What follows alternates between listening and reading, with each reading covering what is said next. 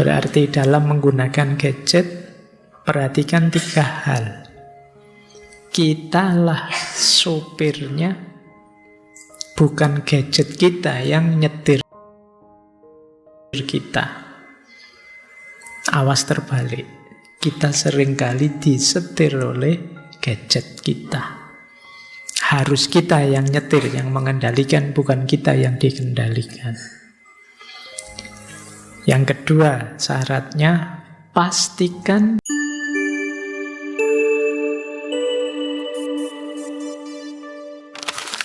Assalamualaikum warahmatullahi wabarakatuh. Bismillahirrahmanirrahim. Alhamdulillahi rabbil alamin. Wa bihi nasta'inu ala umuri dunya waddin. Allahumma sholli wa sallim wa barik ala habibina wa syafi'ina Sayyidina wa maulana Muhammadin wa ala alihi wa ashabihi wa man tabi'ahum bi ihsanin ila yaumiddin. Amma ba'du. Bismillah, mari kita lanjutkan ngaji kita. Baik, bismillah, kita ketemu malam hari ini dengan beliau Cal Newport. Beliau ini akademisi, penulis sukses, alumni MIT, Massachusetts, yang fokus beliau di bidang sains komputer. Kemudian beliau masih muda, lebih tua saya. Beliau kelahiran 82. Tapi karya-karyanya selalu bestseller. Diterjemahkan ke dalam lebih dari 40 bahasa. Terjual lebih dari 2 juta eksemplar. Makanya kalau kita tidak baca bukunya, nanti kita tidak update, ketinggalan zaman. Berarti orang sedunia banyak membaca buku-buku beliau. Maka malam hari ini coba kita belajar dari beliau ya tentang puasa media sosial. Yo, istilah puasa media sosial dari saya. Bukunya tidak mungkin judulnya puasa media sosial. Ya, bukunya beliau judulnya itu Digital Minimalism, Choosing a Focused Life in a Noisy World. Minimalisme digital, memilih hidup yang lebih fokus di dunia yang riuh, dunia yang ramai. Kelihatannya buku ini sudah diterjemahkan. Jadi teman-teman boleh baca terjemahannya kalau mau. Semoga tidak hanya puas dengan pembacaan saya ya. Teman-teman boleh membaca sendiri buku ini. Kemudian boleh juga dikritisi. Banyak juga yang mengkritisi buku ini karena buku ini agak radikal. Radikal dalam arti agak ekstrim. Mengajak kita untuk menjauh dari dunia digital, dunia medsos. Tapi siapa tahu ada manfaatnya buat kita ya. Nanti kita cermati. Kalau cocok ya ayo kita ambil. Kalau memang kurang sesuai ya ditinggalkan saja. Saya bahas malam hari ini karena memang nanti di antara strategi beliau itu puasa medsos itu 30 hari.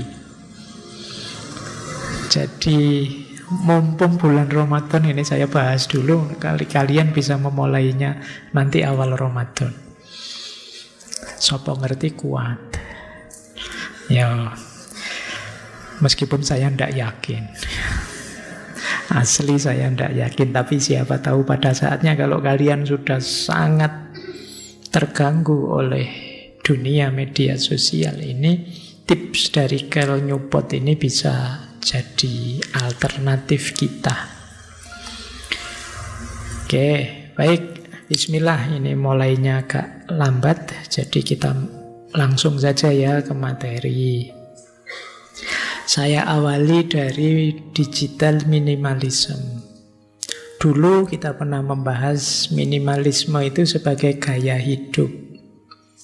Nah, sekarang dimensi berbeda dari minimalisme. Gaya hidup minimalis di dunia digital. Itulah yang disebut digital minimalism. Beliau sendiri mendefinisikan digital minimalism itu sebuah filosofi penggunaan teknologi di mana kita memfokuskan waktu online pada sejumlah kecil aktivitas yang terpilih dan dioptimalkan secara cermat yang sangat mendukung hal-hal yang kita anggap bernilai dan kemudian dengan senang hati melewatkan hal-hal yang lainnya. Ini beberapa keywordnya, ayo kita perhatikan ya. Yang pertama, ketika kita masuk ke dunia digital, mari kita pastikan apa yang mau kita lakukan dan kita pastikan yang kita lakukan itu berguna dan bernilai. Kalau tidak, skip saja, tidak apa-apa. Nah, ini sederhananya itu. Minimalis berarti ambil yang pokok-pokok, yang paling penting saja. Itu seperti dulu gaya hidup minimalis. Jangan diribetkan dengan hal-hal yang tidak terlalu manfaat atau kurang bernilai. Mari kita pastikan aktivitas kita di dunia digital itu penting. Ini filosofinya itu. Persis seperti minimalisme dulu yang menyuruh kita untuk mengurangi banyak hal dalam hidup yang tidak ada gunanya. Apakah itu kepemilikan, apakah itu kegiatan, apakah itu aktivitas, mari kita pastikan itu bernilai dan berguna. Teknologi juga begitu, kita gunakan untuk hal-hal yang memang kita anggap bernilai. Itulah filosofi digital minimalisme. Jadi kalau begitu pegang HP, teman-teman mau buka apa? Tanya dulu, ini saya mau nyari apa? Tentang apa? Penting apa enggak sih ini? Jadi ditanyakan dulu sebelum. Kalau teman-teman kan biasanya nyekrol dulu. Penting enggak penting, kemudian ketemunya, wah ini penting ini. Ketemunya ya di antara scrollan itu. Jadi sejak awal memang tidak punya tujuan, tidak punya maksud ketika kita buka gadget. Nah sekarang mari kita latih diri kita, setiap kali buka gadget sudah tahu ini mau apa, tujuannya kemana. Nah kita kadang-kadang iseng saja sih. Ya mungkin karena sudah jadi habit.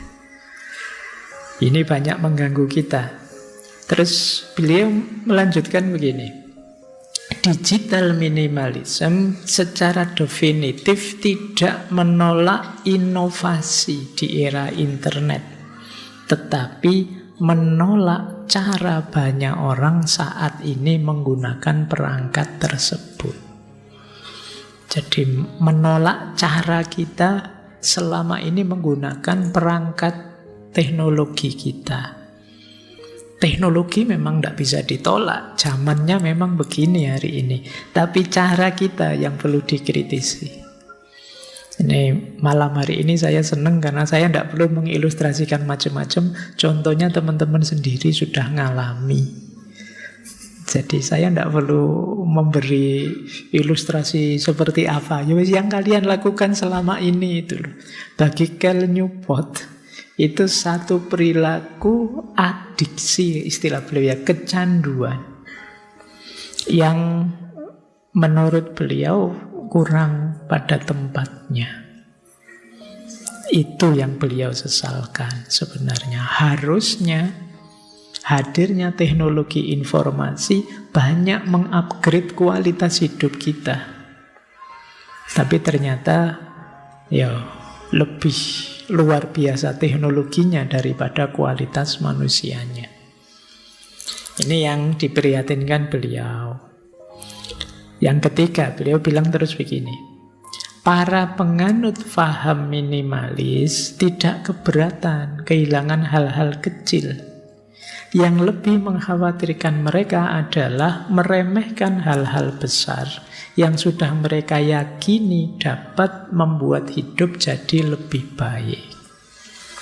Misalnya,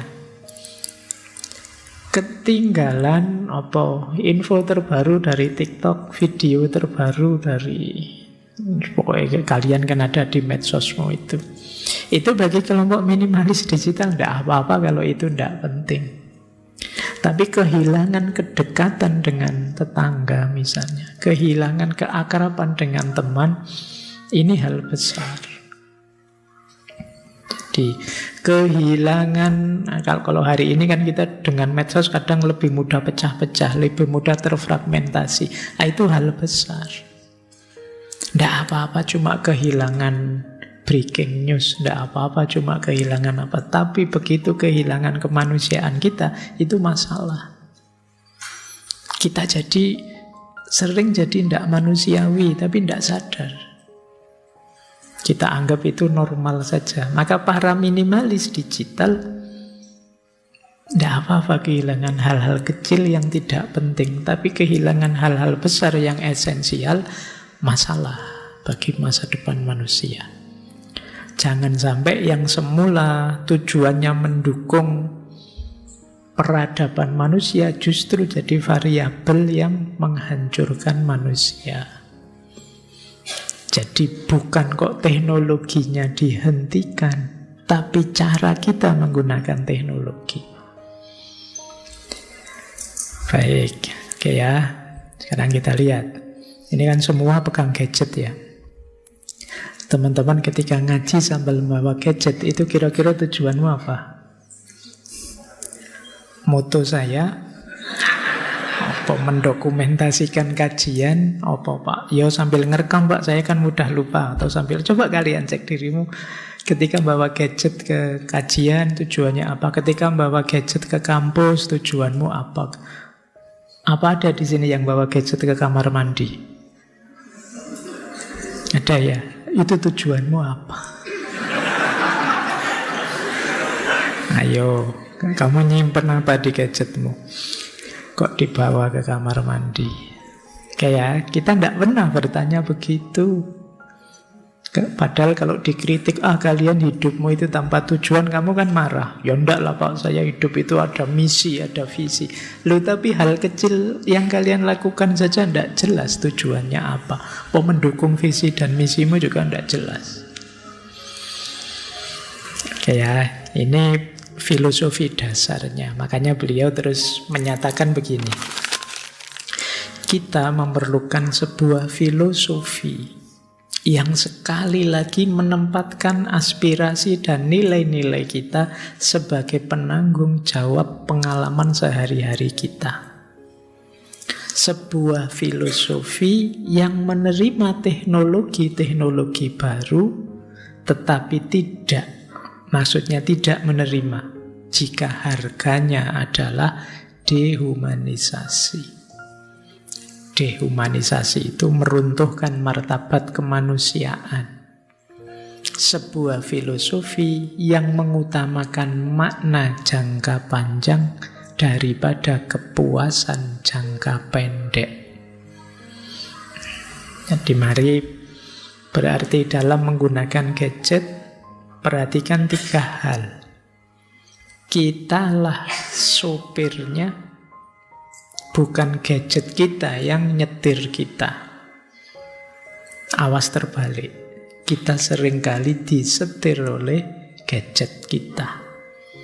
Harus kita yang nyetir, yang mengendalikan, bukan kita yang dikendalikan.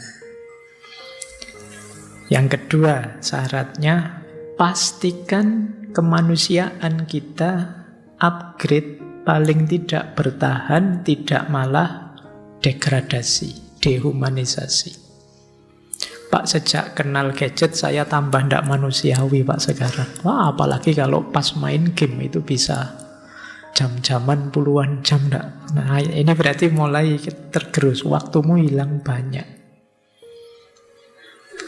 Apalagi kalau pas chattingan, Pak, apalagi kalau pas telepon, Pak, yang-yangan, Pak, itu bisa dari habis isya sampai jam 3 subuh, Pak, sampai panas kupingnya. Ayo kita perhatikan, jangan sampai kita jatuh pada dehumanisasi. Kita diperalat oleh alat kita sendiri. Kemanusiaan kita tersisih. Yang ketiga, pastikan kita mendapatkan kemanfaatan jangka panjang. Tidak sekedar kepuasan jangka pendek. Jadi, puas maki-maki teman itu kepuasan jangka pendek. Tapi kehilangan teman itu kita kehilangan kemanfaatan jangka panjang. Nah, ini salah satu contohnya itu. Puas malam hari ini bisa tuntas sampai rank berapa, naik berapa level. Tapi terus kalau besok pagi dimarahi dosen karena tugas tidak selesai, itu kamu kehilangan makna jangka panjang. Demi kepuasan jangka pendek. Ya, jadi perhatikan ini. Jadi ketika kalian meraih kepuasan tertentu, coba dicek, ada enggak hal-hal jangka panjang yang dikorbankan demi kepuasan jangka pendek ini. Ini kalian harus mulai teliti, apapun itu. Mungkin mengkritik teman, mungkin memaki orang yang kamu benci, mungkin nembak ini, menyalahkan itu. Coba perhatikan, ada enggak kemanfaatan jangka panjang yang kamu lewatkan gara-gara itu. Nah, ini rumusnya ini. Kalau kata Cal Newport tadi, kita perlu filosofi yang semacam itu. Baik, kita lanjutkan. Beliau terus menyebut begini, kenapa sih kita perlu gaya hidup digital yang minimalis? Yang pertama, kata beliau begini, sepanjang sejarah kita seringkali teknologi itu dirancang untuk membuat kita kecanduan. Apalagi yang berhubungan dengan produk, berhubungan dengan ekonomi, berhubungan dengan konsumsi. Para penjual, para produsen, para pemilik modal tentu saja ingin kita ketergantungan pada produk mereka. Termasuk teknologi. Maka diciptakanlah segala strategi, segala cara untuk kita tambah terikat. Itu kan aplikasi apa saja kan mungkin seminggu sekali itu bisa update lagi. Itu memang apalagi teknologi yang ketemu dunia ekonomi itu biasanya memang sengaja menjaring kita untuk kecanduan. Kita tidak bisa meninggalkan sudah, karena sudah ketergantungan di situ. Padahal ketergantungan itu simbol satu titik di mana di situ kita lemah dalam hidup ini. Sampean tergantung pada gadget, pada aplikasi tertentu, pada WA, pada Instagram, pada itu disitulah titik lemahmu. Begitu WA error, Instagram down, Twitter bubar, itu kamu stres mesti. Di situ titik lemahmu. Apapun itu ketergantungan, ya termasuk ketergantungan rokok lah, ketergantungan kopi lah, ketergantungan dimanapun kamu tergantung, di situ titik lemahmu. Maka kalian hebat kalau bisa melepaskan diri dari ketergantungan, kecanduan. Apa saja. Bukan berarti terus, berarti saya tidak ngopi lagi. Ngopi saja tidak apa-apa, tapi jangan kecanduan, jangan ketergantungan. Tidak ada kopi, ini terpaksa teh juga tidak apa-apalah. Air putih juga tidak apa-apa. Nah, ini namanya tidak tergantung sama sekali. Tapi ada orang yang, kalau tidak kopi tidak bisa, Pak. Saya tidak bisa mikir, saya tidak bisa. Itu ketergantungan sudah. Teknologi juga begitu. Begitu kita ketergantungan, selesai sudah. Pak, kalau tidak ada WA, tidak ada WhatsApp, gimana ya saya membayangkan komunikasi? Ya sudah, tergantung sudah. Kadang-kadang saya lihat sekarang semua orang yang ngantri itu kan kalau ndak ada HP itu kalian mesti bosenmu luar biasa. Kadang-kadang ngantri pun, alah baterainya tinggal 10 gitu kamu. Gimana ini nanti kalau ngantrinya lama? Kamu merasa cemas sekali kalau kamu sedang ngantri terus baterainya habis sehingga kamu ndak ada gadget. Kamu tidak membayangkan ngantri tanpa HP sekarang. Ini bagi saya ketergantungan. Kamu tidak punya alternatif lain. Kamu tidak membayangkan, kan lebih asik ngobrol dengan orang kirimu atau orang kananmu yang ngantri sebelummu atau setelahmu, kan dapat teman baru mungkin dapat. Tapi kamu lebih asik dengan gadgetmu sendiri-sendiri. Orang zaman dulu yang belum ada HP, emangnya kalau ngantri ngapain? Kamu kan tidak boleh. Dan mereka bisa itu ngantri tanpa HP. Kenapa kok kamu membayangkan tidak bisa? Kecanduan sudah. Ketergantungan. Jadi ini bukan melarang kalian menggunakan gadgetmu, tapi jangan kecanduan, jangan ketergantungan. Yang kedua, ini kata beliau ya, kenapa kok harus kita minimalkan? Kalau kita terus-menerus menggunakan media sosial, kemudian kita dinotif terus, itu kan terus jadinya kita sulit fokus. Apalagi terus segala notifikasi kita hidupkan. Wah, baru apa dikit, didit, berapa dikit, didit itu. Yo iklan, yo apa masuk.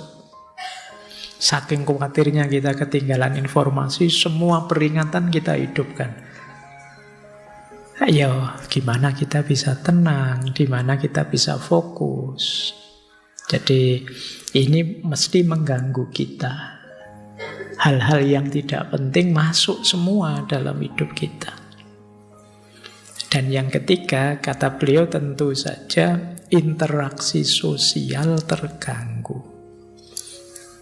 Ini banyak di antara kita yang tidak lihai, tidak mahir skill sosialnya. Ayo ya, yang rajin ikut ngaji, ketemu sebanyak ini teman, kalian sudah dapat kenalan berapa berbulan-bulan ngaji? Paling ya yang memang sudah temanmu sebelumnya, yang semula tidak kenal tetap tidak kenal. Ini sosial skill kita lemah. Bayangkan kalau kenal semua ini, Pak saya sudah 1 bulan saya kenal ini, oh itu masih ini, itu masih itu. Kalau orang zaman dulu mungkin, tapi zaman sekarang saya agak tidak yakin. Karena begitu kamu masuk, oh kok tidak ada teman saya, terus kamu duduk di pojok, terus kamu lihat HP-mu, tidak peduli kiri kanan karena kamu tahu tidak ada temanmu. Kamu tidak berpikir, mbok aku nambah teman, mbok aku kenalan, itu. Ini yang saya maksud social skill. Kita tambah lemah dalam aspek sosial.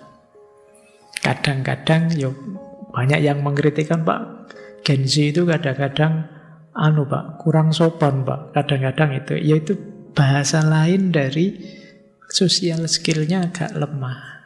Kenapa? Karena jarang membaur secara sosial, secara intim dengan yang lain.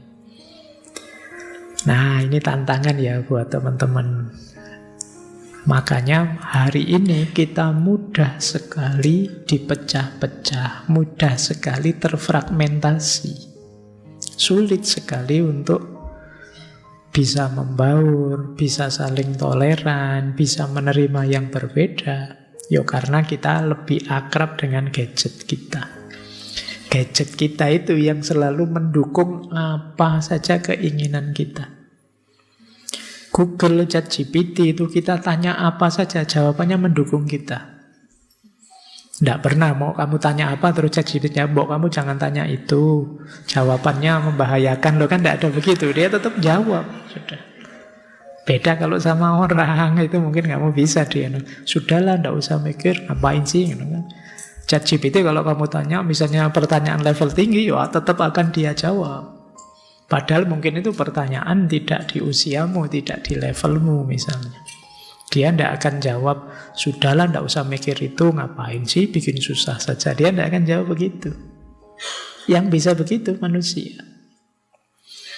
Nah, ini efek ketiga. Makanya ya kita gunakan, tapi jangan terlalu, biar tidak kecanduan. Jadi biar titik lemah kita tidak terlalu banyak.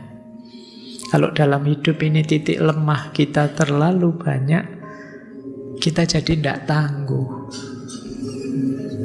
Misalnya bertarung, itu kita mudah kalah, karena tetap akan diserang titik-titik lemah kita itu. Alah, gampang melawan generasi hari ini, itu simple saja. Matikan saja wifi. Stres sudah mereka, mengalahkannya cepat itu. Cuma itu saja. Itu karena kita tergantung di situ. Maka yuk kita mulai ya. Bukan berarti anti, tapi yang efektif. Minimalis. Baik, kita lanjutkan. Nah, terus kata beliau, orang kok bisa ya Pak kecanduan dengan media sosial? Setidaknya alasannya dua, kata beliau. Ini secara psikologi ya.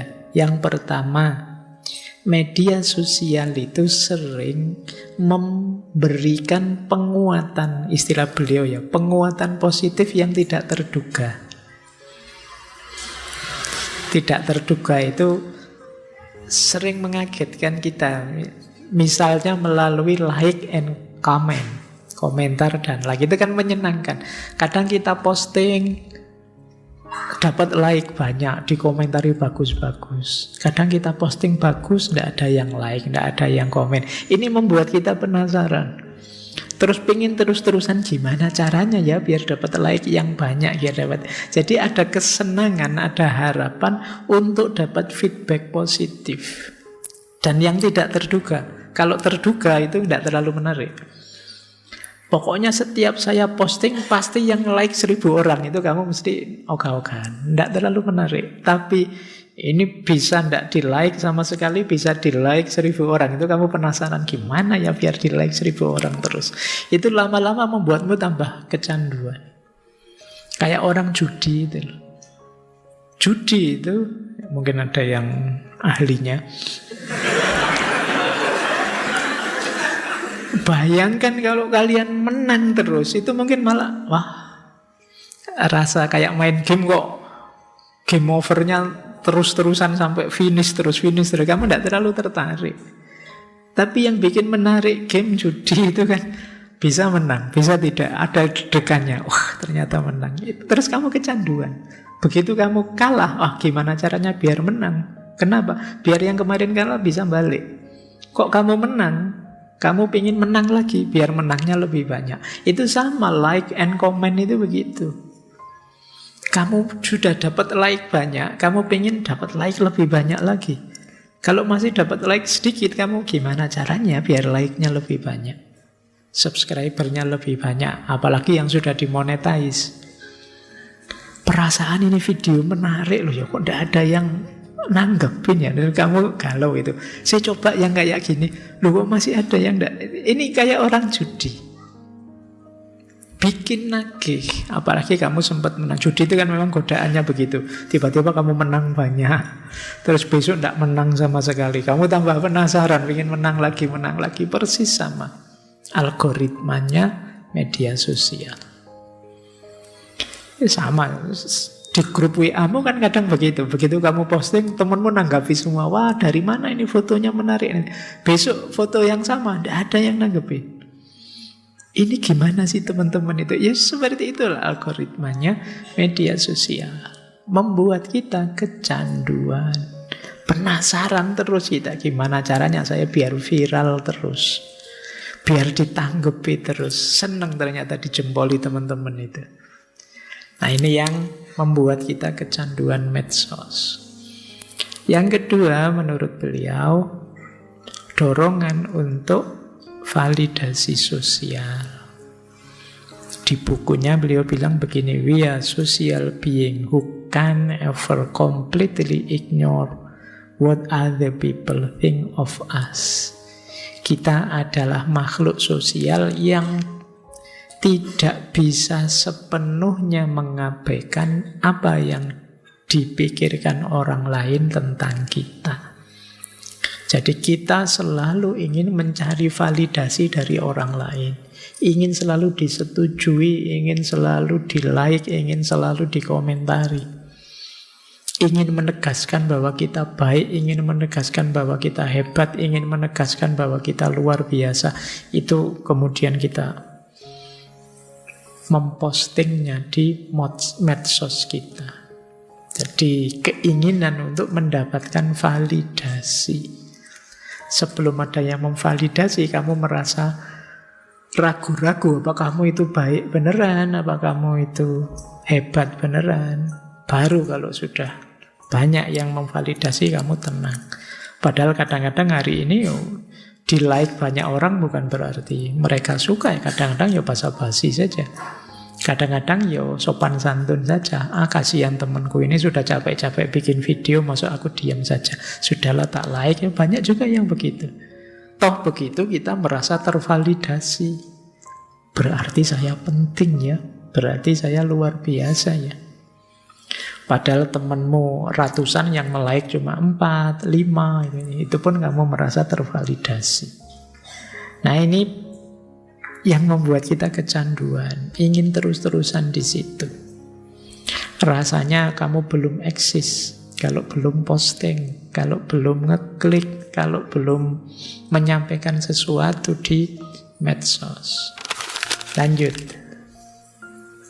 Nah, ada beberapa strategi. Ini kalau kita kelompokkan uraian panjang di buku beliau. Yang pertama, malam hari ini sebenarnya tidak terlalu dalam tapi lebih praktis. Jadi banyak nanti analisis-analisis praktis beliau. Beliau di buku itu juga melakukan penelitian orang yang sedang melakukan digital minimalism. Yang pertama begini beliau, untuk mengurangi kecanduan tadi, hapus aplikasi medsos yang tidak diperlukan dari ponsel kita. Jadi setelah ini teman-teman kalau nanti pulang, cek ya di aplikasi apa saja yang dipakai atau yang tidak dipakai. Yang tidak dipakai mending dibuang saja. Pak, kalau besok ternyata perlu, Pak, kalau perlu dimasukkan lagi. Daripada tidak ada gunanya di situ. Kadang yang ngasih notifikasi, ngasih peringatan yang hanya merepotkan kalian. Apalagi kalau terus tiba-tiba iklan yang keluar. Nah, jadi seleksi, nanti pilih, sisakan yang primer saja. Yang kedua, ini tips dari beliau ya. Batasi akses kalau bisa dari komputer agar lebih sulit dijangkau. Misalnya begini, Pak, di HP saya hanya ada WhatsApp saja, Instagram, kemudian Facebook, kemudian ini adanya di laptop. Nah, kalau ada di laptop itu kan bukanya tidak bisa sembarangan.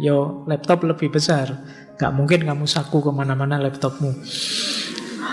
Bukanya lebih ribet. Jadi tidak sesimpel HP. Kalau ada di HP kan anytime kamu buka, bisa mendistraksi. Jadi kalau memang perlu ya dibuka di laptopnya, di komputer kita. Itu baru kita cek email yang masuk dan lain sebagainya. Itu dari laptop, PC. Kemudian nonaktifkan kalau ada feed yang rutin. Kadang-kadang ada kan itu feed berita. Tiap kali ada berita baru kita dikasih tahu tiap hari itu. Itu biasanya mendistraksi. Lagi santai apa, tiba-tiba ada berita apa, mengganggu kita. Jadi kalau bisa, kalau ada aktif itu, bagian notifikasi feed-feed itu kita nonaktifkan. Kemudian batasi. Kasih rumus sendiri teman-teman. Pak, saya masih Pak bermedsos, tapi saya batasi 1 hari 30 menit. Itu pun saya buka 2 kali, pagi 15 menit, sore 15 menit. Itu. Dan beritahu teman-temanmu semua bahwa saya begitu. cara main medsosnya. Jadi mohon maaf, kalau ada yang urgent mendadak boleh phone. Tapi kalau yang biasa-biasa ya boleh sih chat. Tapi nanti saya bukanya sore sama pagi. Nah ini mulai latihan. Biar tidak ketergantungan. Kemudian kalau HP-HP yang baru biasanya ada itu peringatan penggunaan yang terlalu lama. Kamu sudah menggunakan lebih lama 2 jam di minggu ini, kan ada HP yang peringatan begitu. HP-HP baru biasanya, yang lama mungkin masih tidak ada. Ini jangan jadi alasan beli lagi loh ya. Kalau ada gini terus kamu beli biasanya. Enggak, ya, kelihatannya ya asal nggak terlalu jadul biasanya ada itu. Peringatan limitnya. Kamu sudah menghabiskan sekian giga, kamu sudah sekian jam itu. Aktifkan itu terus atur secara lebih ketat. Ini latihan, wong namanya latihan ya poso, memang kan tidak bisa diumbar. Jadi dikurangi, tidak harus ditinggalkan sama sekali. Ya kita tahulah hari ini sulit kita meninggalkan medsos sama sekali. Kata beliau begini, sangat mudah untuk tergoda sejumlah kecil keuntungan yang ditawarkan oleh aplikasi atau layanan terbaru, tapi kemudian kita lupa biayanya dalam hal sumber daya terpenting yang kita miliki, yaitu menit-menit dalam hidup kita. Kita tidak merasa rugi ternyata, kehilangan sumber daya yang paling berharga. Kalian boleh tanya dirimu sendiri ya, sampai usia hari ini kamu punya pengalaman lapangan apa saja? Coba ngobrol sama orang tuamu, mereka punya pengalaman lapangan apa saja saat mereka muda, bandingkan dengan dirimu. Semoga tidak selisih banyak, semoga ya. Karena kalian hari ini lebih banyak sibuk di gadget. Ada enggak teman-teman di sini yang enggak pernah ke sawah? Kalau ke sawah pas rekreasi, outbound sama gurunya, atau pas jalan-jalan, ya paling tidak kamu harus punya pengalaman itu. Punya pengalaman ronda, punya pengalaman siskamling, punya pengalaman kerja bakti, harus punya pengalaman yang luas. Tapi kan dunia kalian hari ini banyak seputar gadget. Kalian tidak menyesal kehilangan begitu banyak waktu. Padahal kita tidak tahu loh di masa depan itu apa yang terjadi. Ada banyak sumber daya yang kita tidak berani jamin besok masih ada. Minimal listrik itu mungkin sekian ratus tahun kalau tidak ada temuan terbaru, energi terbarukan yang memadai, bisa saja nanti generasi keberapa tidak ada listrik, tidak ada BBM. Loh terus kalau pengalamanmu tidak luas, itu bisa depresi kalian. Wong sekarang listrik mati 1 jam, 2 jam saja betapa stresnya kita. Kita tidak tahu ada apa ke depan. Maka kalian harus siap mental apapun yang terjadi. Salah satu caranya perluas pengalamanmu dalam hal apa saja. Jangan monoton. Kalau kalian hanya bisa 1-2 hal dalam hidup ini, ada banyak hal yang mungkin kita temui di masa depan. Siapkan sebanyak mungkin pengalamanmu. Makanya sering saya sebut antara lain belajar ilmu itu jadi senjata kita. Tambah luas ilmu kita, tambah mungkin kita menghadapi berbagai macam situasi. Nah, eman-emanlah waktumu. Gunakan seefektif mungkin. Karena waktu satu-satunya sumber daya yang tidak bisa diulang. Kecuali di film yang bisa kembali ke masa lalu. Kalau di dunia nyata sampai hari ini tidak bisa.